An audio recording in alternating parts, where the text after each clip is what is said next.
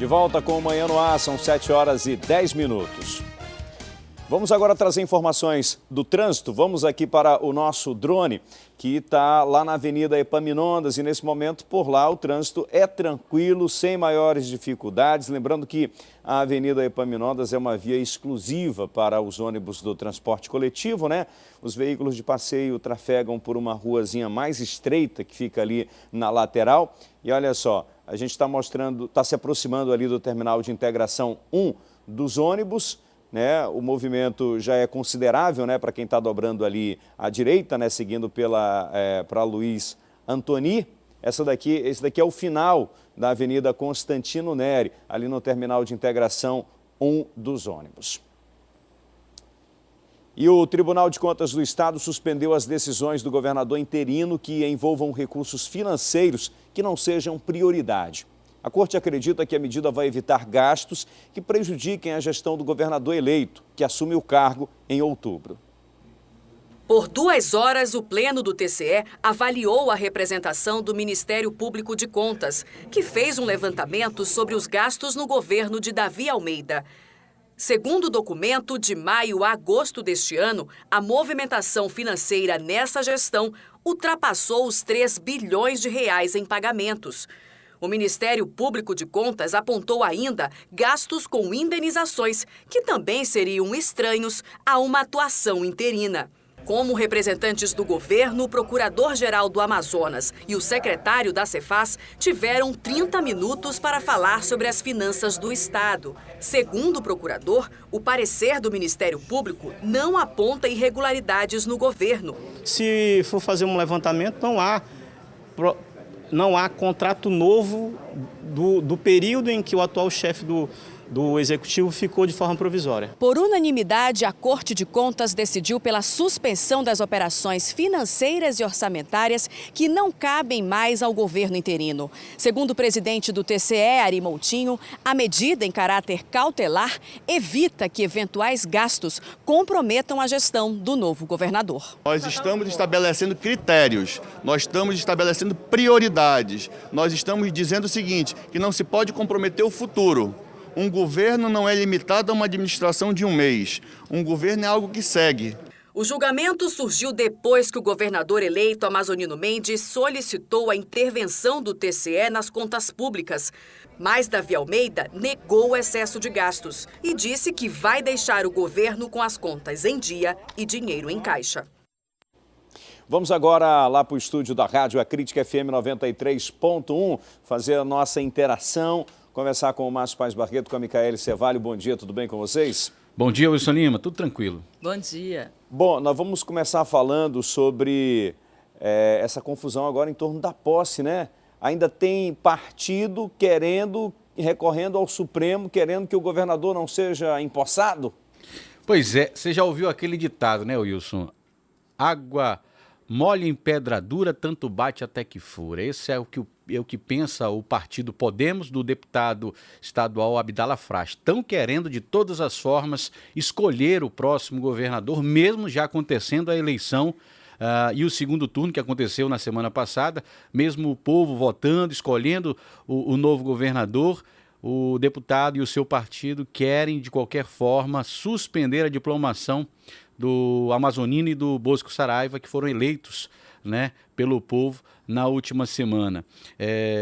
O Abdala alega aí, junto com o partido, que o processo é inconstitucional, entraram com 2 pedidos junto ao Supremo Tribunal Federal e querem, de toda forma, suspender a diplomação do Amazonino e do Bosco Saraiva. Inclusive, o advogado do partido, o Carlos Alberto, disse que vai a Brasília conversar com o assessor do ministro Luiz Barroso, que é o relator da ação direta de inconstitucionalidade, né, Micaele? É verdade. Na verdade, ele entrou aí com pedido. Inicialmente seria para que acontecesse fosse suspensa a eleição direta. E por conta disso que não foi acatado esse pedido, ele agora quer que seja suspensa a diplomação, até que seja votado ali o pedido que ele já fez na semana semana passada. Ou seja, ele não vai desistir. É um grupo, na verdade, de advogados que está cuidando desse caso e quem sabe aí até antes da diplomação, caso seja julgado, é uma brecha na lei ainda que eles estão encontrando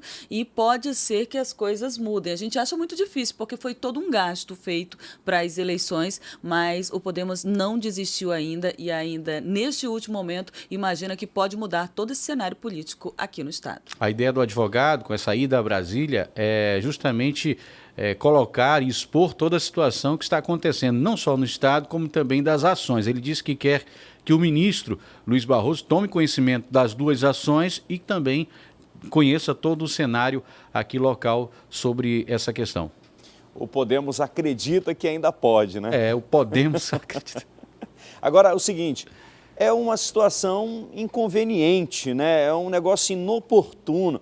Imagina, o que eu acho muito improvável acontecer, mas imagina que o Supremo toma uma decisão em favor do Podemos. O que vai acontecer, né? O que a gente vai ter de constrangimento, de insegurança jurídica, e isso vai gerar uma confusão muito grande na cabeça do eleitor, que já está desacreditado da política, está desacreditado também da justiça com as últimas decisões que foram tomadas aí por um ministro do Supremo Tribunal Federal, né? Então, vamos acompanhar, mas eu acho muito improvável que alguma coisa possa acontecer nesse sentido, de alguma decisão favorável ao Podemos, porque eu acho que a situação já está resolvida, a fatura já está liquidada, né? Com certeza. E olha que essas duas ações, esses dois pedidos, foram dados entrada 2 dias após a eleição do segundo turno. Ou seja, mesmo o povo escolhendo, eles querem de qualquer forma escolher e optar pelo governador que eles acham mais necessário. Agora, é muito contraditório, né, Wilson? Porque os próprios deputados são eleitos pelo povo, eles escolheram assim, agora querem que o povo não tenha escolha, não querem dar a opção do povo escolher o nosso novo governador. Agora, Márcio, mudando de assunto, de ontem para hoje eu tive um compromisso inadiável, cheguei um pouco mais tarde em casa, por volta de 1h30 da manhã. Quando eu liguei a televisão, estava a maior confusão lá no Congresso, meu amigo, discussão para cá, para lá, e eu olhei ao vivo. O que aconteceu, hein? E essa discussão foi até às 3 da manhã no Congresso Nacional, justamente para aprovar o projeto base do governo federal sobre o déficit, né, de 2017 e 2018. Eles estavam correndo, os líderes do governo, a base aliada do governo, estava correndo para aprovar esse projeto base que prevê o déficit de 159 bilhões de reais para 2017 e 2018. Houve muita confusão, foram 11 horas de discussão e mesmo assim não foi nada concluído, na verdade. O projeto base foi avaliado, foi aprovado, né, Micaele? Mas ele não foi concluído. Não foi concluído. E só para as pessoas entenderem, a gente já falou desse assunto aqui antes. O déficit, o que é? Aquela diferença entre o que a gente está conseguindo arrecadar e o país e as contas que a gente tem para pagar, ou seja, o que a gente está gastando. Como as contas de casa, a gente sempre faz essa comparação. Só que todos os anos, como o país está passando por uma crise, e essas contas do governo para o próximo ano, ela é aprovada ali justamente pelo Congresso. E nessas contas aprovadas já se prevê essa diferença entre o que se vai ter que gastar a mais do que a gente, na verdade, tem para gastar. Essa diferença aí tem que ser aprovada pelo Congresso. Essa diferença foi aprovada no ano passado, que é a lei orçamentária para o ano de 2017. Só que, além desse previsto a mais, o governo viu que não vai conseguir fechar as contas até o final do ano. Então, precisa aumentar esse valor. Ele só pode gastar isso se tiver autorização do Congresso. Então, é preciso que seja votada essa diferença. Por isso que a gente fala que o déficit estava previsto para esse ano de 139 milhões e o governo quer aumentar para 159 bilhões. Bilhões, perdão, não é milhões, bilhões. E ele precisa dessa diferença, senão como é que ele vai pagar o funcionalismo, como é que ele vai pagar as contas? Não tem condições. E isso foi mandado para o Congresso. Agora, só que ele já está de olho também, o governo Temer, na questão da votação e da aprovação desse aumento aí dessa previsão do que pode ultrapassar o que já estava previsto para o ano de 2018. Por quê? Porque hoje deve ser enviado aí para o Congresso Nacional justamente aí o projeto de lei orçamentária anual de 2018. E o presidente da República já quer esse diferencial a mais para poder as contas passarem já com essa previsão de uma margem maior do que ele vai poder gastar a mais, porque as contas ele já está vendo que não vão fechar também para o ano que vem. Só que ele esperava que essa votação acontecesse e que já tivesse tudo aprovado, para quando essa previsão das contas de 2018 chegassem no Congresso, já estivessem aí dentro desse novo valor para 2018, que seria de 159 bilhões, quando, na verdade, só estava previsto 129. Por isso, houve todo esse corre-corre. Desde o início da tarde, eles tentaram a votação no Congresso, houve discussão, teve tumulto por conta de que estava faltando quórum, tiveram que esperar um parlamentar chegar para poder completar os 41 parlamentares que precisava ter como quórum, que é o mínimo estabelecido pela lei, para que isso fosse votado. Eles até brincaram dizendo que esse parlamentar vai chegar aqui de pijama, né? Vai sair de casa correndo de pijama só para completar o quórum. E aí houve essa discussão, quem ligou a rádio, quem ligou a TV, tomou um susto, porque estava tendo pancadaria quase no Congresso, quer dizer, muita discussão, a oposição fez de tudo para barrar e isso entrou pela madrugada. Não se conseguiu a aprovação total, tem coisa ainda para votar, nem tanto ao céu, nem tanto ao inferno, como a gente diz, tem tanto à terra, né? Vai ter que esperar e hoje isso ainda deve se desenrolar no Congresso. O que vale ressaltar, Wilson, é que esse aí é o rombo das contas públicas. Isso que é importante a gente citar. É o rombo das contas públicas que o governo quer aprovar dentro do orçamento de 2018 já. E isso não aconteceu. Ou seja, hoje seria o prazo para que os senadores enviassem à Câmara dos Deputados para aprovação da lei orçamentária para 2018 e essas contas vão ser enviadas desatualizadas. O governo diz que não tem problema, que eles podem atualizar depois, mas chegam na Câmara dos Deputados desatualizadas. Na verdade, o que aconteceu aí, que alguns economistas dizem, né, é justamente a respeito de que o governo esperava que houvesse a reforma da Previdência, que é por onde está saindo mais dinheiro, o pagamento aí de todos os benefícios e de várias outras coisas. Como não se conseguiu a reforma da Previdência, com que a reforma da Previdência, fosse aprovada até o meio do ano, por conta da crise política que se instalou, ele não conseguiu aí ajustar as contas, ou seja, vai faltar dinheiro para pagar sim, porque ele não conseguiu a tão sonhada reforma da Previdência, que fecharia um pouquinho a torneira aí dos gastos que o governo tem hoje. Então, acho que ele vai precisar dar uma rearrumada, como a gente faz na casa da gente,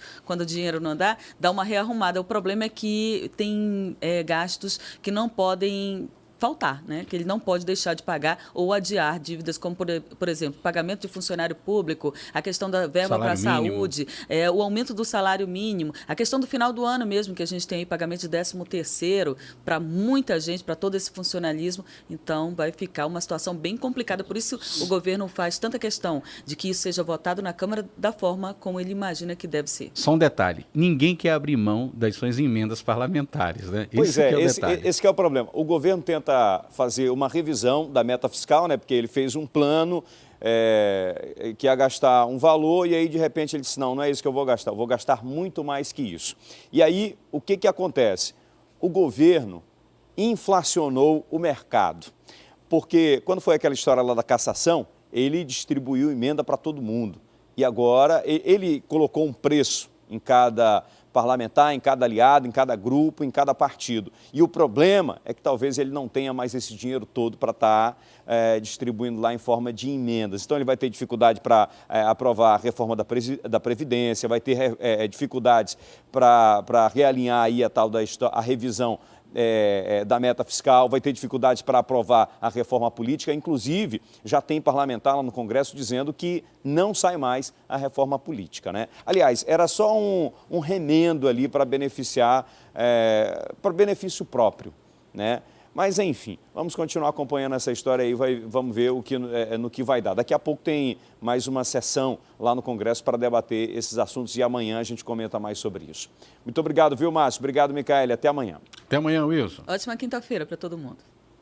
E agora, um alerta. Um estudo feito pela Fiocruz mostra que os resíduos de hospitais aqui de Manaus, que são despejados no igarapé do Mindu, contêm bactérias multiresistentes, aquelas que causam infecções hospitalares. O estudo está sendo feito no Igarapé do Mindu, um dos principais da cidade. Para a Fundação Oswaldo Cruz, os resíduos dos hospitais despejados no local estão mudando as características das bactérias que já existem na natureza, tornando elas mais resistentes ao tratamento de doenças com antibióticos. A preocupação, tanto da Organização Mundial de Saúde como da Fiocruz, de todos os órgãos que trabalham com saúde pública, é a resistência. Por quê?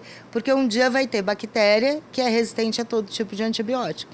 E aí não vai ter tratamento, né? Porque para você tratar uma infecção bacteriana, você precisa de um antibiótico específico contra aquela bactéria. Ainda de acordo com esta pesquisadora, é preciso um trabalho de saneamento básico e educação ambiental para evitar possíveis mortes por doenças causadas pelas bactérias multiresistentes. Você pode ter doença de pele, você pode ter otite, você pode ter endocardite, você pode ter pneumonia. Precisa que o médico tenha um respaldo dos laboratórios de análises clínicas para que essas bactérias sejam identificadas e que os antibióticos corretos sejam, aplicados.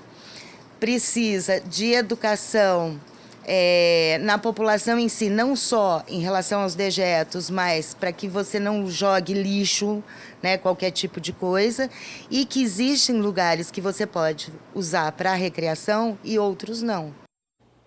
Em nota, a Secretaria de Estado de Saúde informa que a Rede Estadual de Saúde, que produz resíduos hospitalares fluidos, possui estações para tratar os efluentes antes de devolver ao meio ambiente. E que os resíduos sólidos produzidos nas unidades são coletados por uma empresa especializada neste tipo de serviço e incinerado em local apropriado.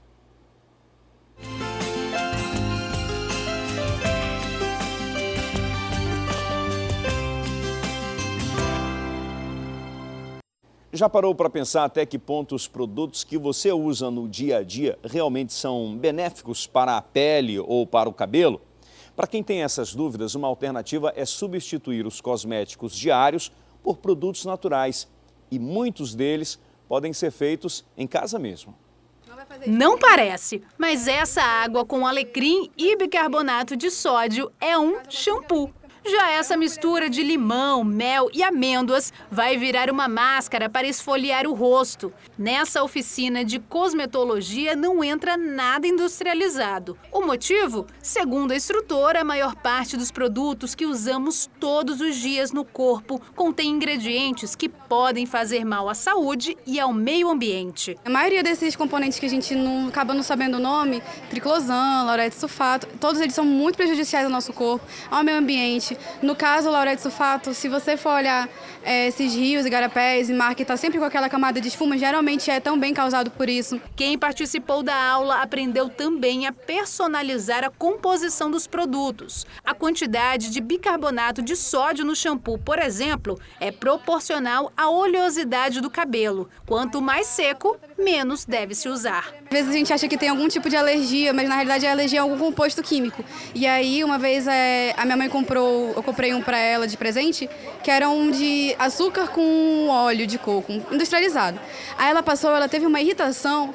Aí eu falei assim, esse negócio, talvez seja o açúcar. Ela, Bianca, não é o açúcar. Isso com certeza é a quantidade de produto químico que tem nesse composto que a gente não precisa, entendeu? Outra dica para tentar diminuir ainda mais o consumo desses ingredientes não naturais é procurar no rótulo esses selos que certificam a origem do produto. A Maiane é adepta de uma vida mais natural. A decisão veio por conta de alergias na família e também porque prefere não usar nada de origem animal. E ela garante, grande parte do que usamos diariamente pode ser substituído. E o custo não é tão alto quanto se imagina. Eu tento fazer tudo o mais natural possível. Pasta de dente. E, para mim, os benefícios são inúmeros. Primeiro, para a saúde é o principal. Então, vale a pena. Você compra um bicarbonato, é muito barato. Um potinho assim dá R$2, R$1. Com tantos benefícios assim, até a Paula, que confessa é viciada em cosméticos, vai tentar aderir a esses novos hábitos. Eu acho que agora eu vou primeiro testar todas as receitinhas que a gente aprendeu aqui no curso. E aí, quem sabe, se eu posso substituir pelas antigas formas de usar shampoo, condicionador, cremes e tudo mais. E se der certo, eu pretendo aí buscar essa liberdade dos produtos do supermercado. Legal, né? E se você se interessou pelos produtos livres de substâncias que podem fazer mal à saúde e quer adotar o estilo natural, continue acompanhando o Manhã no Ar na nossa extensão para a internet no aplicativo A Crítica Play. A repórter Tamires Claire vai mostrar para a gente como fazer um esfoliante natural em casa. Logo mais, hein? E um projeto da UFAM está oferecendo atividade física gratuita em Manaus para grávidas a partir do 3º mês de gestação. Sobre esse assunto eu volto a conversar com a Thea Morel. Olá, Thea, quais são as atividades oferecidas?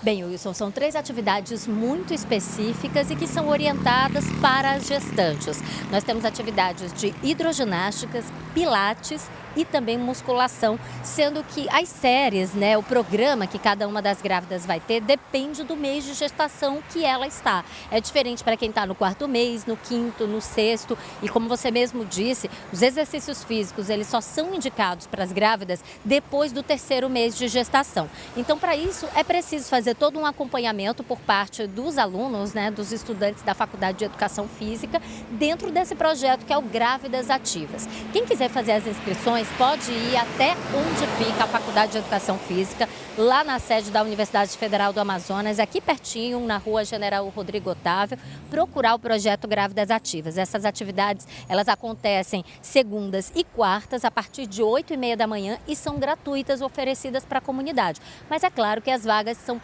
limitadas. As grávidas, além de levar os documentos delas, no caso RG, CPF, aquilo que normalmente é pedido para você se inscrever num programa como esse, também precisam levar exames, atestados, comprovações de que ela realmente está passando pelo acompanhamento médico e de que ela não tem nenhum outro tipo de doença que pode prejudicar o condicionamento físico ou a realização de atividades físicas, como, por exemplo, diabetes, hipertensão. Isso tudo pode fazer com que a grávida tenha uma qualidade de vida diminuída, pode até ser minimizado pelos exercícios, mas os profissionais de educação física precisam ter consciência desses problemas para adequar os exercícios a cada tipo de gestante. O interessante também é que essa gestante vai ter um acompanhamento durante toda a gravidez, enquanto ela estiver fazendo a prática de exercícios físicos. Só para você ter uma ideia, logo na primeira avaliação, os educadores físicos vão ver se essa grávida era sedentária, se ela costumava ter uma vida ativa, porque isso faz toda a diferença na hora de ter exercícios. E é claro, a gente não pode deixar de dizer que exercício físico também durante a gravidez, desde que seja com o acompanhamento necessário, faz toda a diferença, não só para a qualidade de vida da mãe, mas também para a qualidade de vida do bebê. Eu mesmo, Wilson, fiz hidroginástica até o último dia de gravidez e o Lug nasceu com o Apgar 10, que é um teste que é feito para todos os recém-nascidos. Esse condicionamento físico também pode ser adquirido para o bebê e, inclusive, para as mães que pretendem fazer parto normal, a atividade física ajuda bastante, principalmente na preparação para você conseguir aguentar esse parto normal e passar por esse processo de uma maneira mais tranquila, mais leve e com certeza, com todos os benefícios que as atividades físicas oferecem. Falou com propriedade, né? Obrigado, Thea. E atenção, você que ligou a televisão neste momento, são 7h33 e nós preparamos um resumo do que foi notícia até agora. Confira. Cabeleireiro é assassinado a tiros dentro de salão de beleza no Vieira Alves. O crime aconteceu na tarde de ontem e as câmeras de vigilância registraram a ação. A polícia trabalha com a hipótese de crime passional ou por dívida. Felipe Oliveira tinha clientes bastante conhecidos, o que causou grande comoção nas redes sociais. Policiamento no centro de Manaus vai ser reforçado com patrulhamento feito por policiais em bicicletas. A ideia é aproximar os PMs e a população que frequenta essa região. Estudo feito pela Fundação Oswaldo Cruz mostrou que os resíduos de hospitais de Manaus, que são despejados no igarapé do Mindu, contêm bactérias multiresistentes e que causam as infecções hospitalares. Dados divulgados pelo IBGE apontam crescimento populacional no Amazonas. A taxa de crescimento é de 1,7% ao ano. Na estimativa feita anualmente pelo Instituto, Manaus aparece como a 7ª capital mais populosa do Brasil. A pesquisa serve de base para determinar repasses do governo federal. O Tribunal de Contas do Estado suspende as decisões do governador interino que envolvam recursos financeiros que não sejam prioridade no momento. A Corte acredita que a medida vai evitar gastos que prejudiquem a gestão do governador eleito, que assume o cargo em outubro. E agora eu tenho uma super dica da InfoStore, de mais um lançamento da Samsung. É o Samsung Galaxy J5 Pro, um smartphone que é daquele tipo que não falta nada. Ótimo para fotos, vídeos, com conexão 4G, Wi-Fi, GPS, Bluetooth e tela de 5,2 polegadas. O 4G permite a você navegar pela internet com uma excelente transferência de dados. A câmera de 13 megapixels também é um show à parte, que te permite tirar fotos fantásticas e gravar vídeos em Full HD, sem mencionar a boa memória interna de 32 GB com a possibilidade de expansão. É super fino, com 8 milímetros e disponível nas cores preto ou dourado. Assim é o Samsung Galaxy J5 Pro, um smartphone que satisfaz até os mais exigentes usuários. É lançamento Samsung? Então é da InfoStore, o maior mix de tecnologia. E depois do intervalo, a gente conta como você pode assistir aos treinos da Seleção Brasileira no fim de semana em Manaus. E tem dica cultural para o fim de semana também. É um instante só.